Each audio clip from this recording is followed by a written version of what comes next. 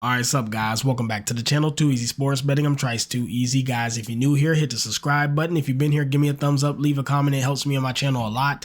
And lastly, if you'd like to join my sports betting community in Discord, it'll be in the pinned comment and in the description of the video. Okay, so we are going to review yesterday, and we're going to go through some player props that I like. I'll do the slate review, and I'll get you guys out of here with a bag. Feeling much better today, so finally kicking this flu thing. I'm still got it. I'm still pretty sick, but compared to how I was feeling, man, I'm feeling good. Shout out to y'all. Shout out to everybody in the comments. Y'all had me doing all types of shit. Y'all had me squirting lemon water. Y'all had me eating huckleberries, drinking teas. I was doing anything I could. All that shit I believe helped. So shout out to all y'all. All right. Anyways, yesterday's review. What a fucking day. Just couldn't lose. Again, just continuing to try to get as much value as I can, trying to find positive EV vets, trying to beat the closing line value when I can. Yesterday I went 30 wins, 17 losses, in a day. I just couldn't lose. Every bet I made, I even hit a parlay, which I never placed, but I used a boost. I did like 3 heavily favored college teams, and then I just boosted it. I didn't go crazy. I put like $60 on it to win like 150. But yeah, I even hit a parlay. That's how on fire I was yesterday. But yeah, I went up $1,043.40 yesterday in one day of betting, all straights. So, on the month of, so basically I just started the $50,000 bankroll challenge 8 days ago. I'm now at $3,245.90 in the bankroll. 8 days so far since it started. 8 days, green fucking bean. CLV actually wasn't as good as I thought it was for how well the bets went. But all that means is that maybe one book had a better price. Mind you, I'm doing this challenge with only FanDuel only. So I'm not like shopping multiple books and getting the best lines, because I find it easier to organize my bankroll if it's just on a fucking book that it's just there. I don't like having to withdraw bank account, upload, withdraw, upload. I narrowed it down to one book and I'm making it work. But you should technically, if you're trying to take this to the extreme, you'd want to use multiple books. But regardless, CLV of 56.8, only using one book, I still think is phenomenal. And we'll just take it, man. Huge day. I just couldn't miss. Just could not miss. Ridiculous. And I used all my boosts yesterday, which I haven't been taking advantage of, but I'm starting to, is using my profit boost and stuff. And it's just making a difference. So today we bet as if we have a $3,000 bankroll. Anyways, let's get into it. First prop that I like today, guys. And again, I'm not playing these because I'm only playing math plays. Okay. I'm only playing positive CLV, positive EV math plays. But first prop I like. Oh, and by the way, this is Outlier, the best sports betting app there is. You need to use it, learn it, use it, eat it, breathe it, whatever the fuck it is. You need to learn how to use this to be successful sports betting. It even has the positive EV tool on it, has arbitrage, has middle betting, has insights for all the games. But anyways, $20 a month, and it is crucial to sports betting. It's in the pinned comment and the description. Click my link, you'll get 7 free days. All right, first prop, Cameron Payne. He's filling in. He's getting some play time due to JB being hurt. I'd be on his under 10.5 PRA if I were playing like off a gut, because first of all, he's versus the Warriors. They're tough. They have a great point guard, as we all know. And this guy just last 10, he's got 100%. Last 5, he's got 100%. He's versus a great point guard, whereas on the other end, they should cook his ass. He just isn't performing well. He's not doing shit, man. These numbers are very pathetic. I would take Cameron Payne's under 10.5. I like this play a lot. I wish I could get a good price on FanDuel. Next, Steph Curry, over 30.5 points and assists. First of all, he cooks the Knicks every time he sees them. On the season, he's got a 49% hit rate, but last 20, 60, last 10, 70, last 5, 60. So he's been heating up. These last 2 games were rough. I will admit that. However, tonight he's versus a fill-in point guard. If Brunson's still injured, he should cook whoever is on him. And again, every time he sees the Knicks, he just saw him on the 4th and put up 37. So I would lean to a Steph Curry prop if you're doing parlays today. And then lastly, it would be the Joker for me. You can get his over 12.5 boards on DraftKings minus 120. Wizards are awful. They can't do anything right. They're the worst team in the league. Maybe the Hornets might be worse. It's close. They're just so bad altogether. But anyways, Joker just destroys them. I mean, 19 and 16, the 2 times he saw them, last 2 times he saw them. On the season, he's hit it more than he hasn't. Last 20-60, last 10-70, last 5-60. Last 2 games been janky. Again, I believe he is manipulating his stats. I genuinely believe he's gambling and he's manipulating his stats. 100%. I truly, I'm not joking. I believe this. I watch him play and I think there's no way he's not. And he's a gambling motherfucker. We already know that. We already know that about him. He gambles on horses and shit. I think with how weird he's been all of a sudden, I think he's manipulating his stats. But I think if he does this a third time and doesn't get any boards, folks going to be calling him out for it. So I wouldn't be surprised if tonight his rebounds shoot up and he gets 15, 20. So I'd be on his over 13, 14, 15 if you want to ladder it. So those are the props I like today. Anyways, go ahead, review the slate, tell you guys all my leans, things like that for all you guys who don't just do math plays and want to just hear my opinion on each game or my gut feeling. Let's go ahead and get into that. Let me pull it up right here. All right. So first game we got, guys, we got the Celtics and we have the Nets. I will fade this. It's just 10.5 points is a lot. Celtics, like I say, they always tend to win, but they don't cover big spreads very easily. The Nets don't look terrible despite all things. In my opinion, I just don't trust the Celtics with big spreads. I would stay away from it. It's just not a game I like. Thunder and the Pistons. Okay, listen, I know we just saw the Pistons lose to the Wizards.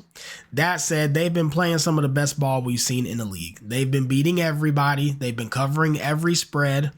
And the Thunder have two of their bigs out. They have their center and their power forward out. Pistons still, again, their strength and conditioning team is the only one in the league that knows how to do anything right. Apparently, they are still healthy from head to toe. First, second, third, fourth, fifth string, no injuries in sight. I would have to go Pistons 4.5 with how they've been playing. One loss doesn't change everything. Now, if they get killed again tonight, maybe that spree's over. We've seen teams kill everybody, then go back down to earth, like the Trailblazers. We saw that. But for now, I'm not ready to give up on them. I'd be on Pistons plus 4.5 very comfortably. Heat and the Grizzlies, I'd have to fade it. The Heat, despite all things, they're beating the shit out of teams, man. They're beating everybody. These damn Heat, for whatever reason, I don't know why.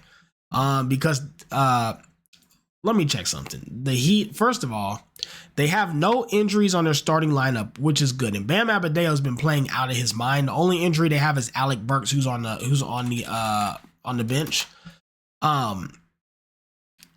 But if you look at the Heat's like recent games, you know what? I got the Heat confused with the Bulls, guys. Ignore everything that I just said. Ignore everything that I just said. I got these damn Heat confused with the Bulls. I do this all the time because they're little emblems. I don't know why I do it all the time. I always confuse the Heat with the Bulls. I was thinking, talking about the Bulls with the Rockets, and I'm over here giving my Bulls Rockets spiel for the Heat and Grizzlies. Ignore everything I just said. The Heat and Grizzlies. The reason I chose to fade this game is I just don't want to lay 8.5 with the Grizzlies with the way they've been playing. That's the only reason why. Everything else I said was for the Bulls game. Sorry. I always confuse the Heat and the Bulls. I don't know if it's their emblems. I don't know why. I've done it since I was young. I always confuse these two teams. Heat Grizzlies fade because I don't trust the Grizzlies for 8.5 with the way they've been playing. However, Ja Morant looked phenomenal last night. Phenomenal. They are on a back-to-back too, though. Man, Ja looked excellent last night. I wouldn't mind looking at his points props. I think he cooks these Heat alive, but I just don't trust him for 8.5. You know, it's funny. I did that same thing the other day when I said I was like the Heat are on one of the biggest runs ever in winning streaks of the organization history, and it was the goddamn Bulls I was thinking of. Anyways, Pacers and the Bucks. Pacers plus 5.5. Guys, so the Pacers are 37-28. The Bucks are 37-28. So you have two completely even teams on paper with completely identical records, and both teams are fully healthy. First, second, third, fourth, fifth string. I mean, Dame and I think Giannis are day-to-day, but they've been playing every time. They're always labeled day-to-day. Point I'm trying to make is, basically, they're both fully healthy, and every player is going to play. Pacers plus 5.5. I mean, you have two even teams. You're getting plus 5.5 for even money. I'd have to take it. Plus 5.5. Bulls and the Rockets is a fade for me. Reason being is Bulls got quite a few injuries.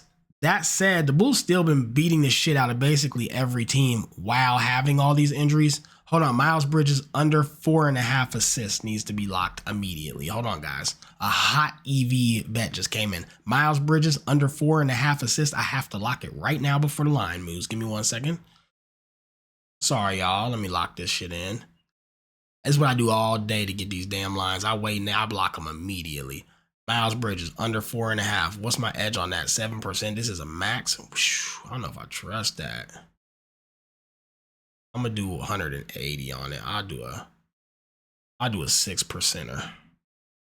Locked it. All right, my bad, y'all. Where was I? Bulls, Rockets. Oh yeah, Bulls, Rockets. So the Bulls, guys, what is this team on? So first of all, with the Bulls, starting lineup: Josh Giddey out, Lonzo Ball out, Kobe White day to day. I'm sure he'll play. That boy's been hooping. I'm sure he'll play. So you got 2 of 5 starters out, and they've been out.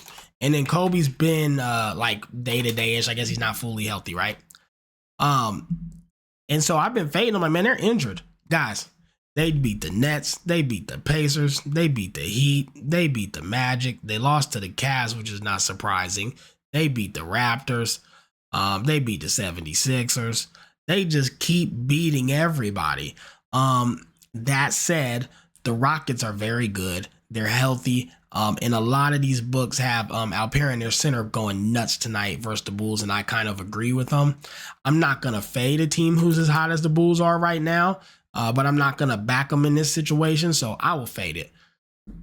Pelicans and the Spurs. I'm finally going to take the Pelicans. I hate bad. I can't believe I'm doing this or saying this. I would back the Pelicans today, guys. I really would. They're healthy. They're fully healthy. They're a good 3-point shooting team. They can also take it in the middle with Zion. They've been having some good ball movement and chemistry. I think they're playing pretty damn good ball. And then on the other end, I mean, you got these Spurs without Victoria, just not impressive. Not impressive at all. Chris Paul sucks. It's time for him to go ahead and skedaddle. He's an assist man with nobody to get the ball to for assist. I think the Spurs are in a horrible place, and I think the Pelicans are much better. I think they're a better team right now and have a better chance to win, so I'd be on Pelicans. Knicks and the Warriors, I'd have to go with the Knicks plus 7.5. First of all, I'm not sure if JB's going to make a return tonight or not. I haven't looked into it, but some of the books making it seem like he might be. But either way, I mean, the Knicks are a talented team. They're a much better team than the Warriors, in my opinion. However, the Warriors have been balling, so don't get it twisted. Warriors look great. But damn, 7.5 is a lot. Knicks are solid all around. There's not really a weak spot. The problem is Curry going to come out and just cook them like he always does, especially with a weak point guard and if JB's out, right? So you do have to kind of worry about that. But for me, man, I think the Knicks can cover 7.5. That's a lot. That's a lot versus the Knicks. It's really going to come down to Steph Curry's performance tonight. He's off 2 bad games. Now he's coming into a team he historically cooks, and they're one of their best players in the point guard. JB's out. So does Curry put up 40 and just ruin this? Possibly. But I think the Knicks cover 7.5 unless Curry has just a 40-50 point night. That's where I'm at with it. And then as far as the Wizards and the Nuggets, I'm fading because I don't trust the Nuggets. I think they corrupt. I don't trust Joker right now. Again, I think he's gambling.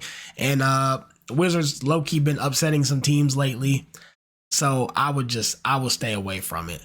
What would my finals plays look like if I wasn't on some math shit? Pistons 4.5, Pacers 5.5, Pelicans laying 5.5, Knicks plus 7.5, Cameron Payne under 10.5 PRA, Chef Curry over 30.5 points and assists, and the Joker over 12.5 boards. That's all the plays today, guys. Let's get out of here. Let's get a bag.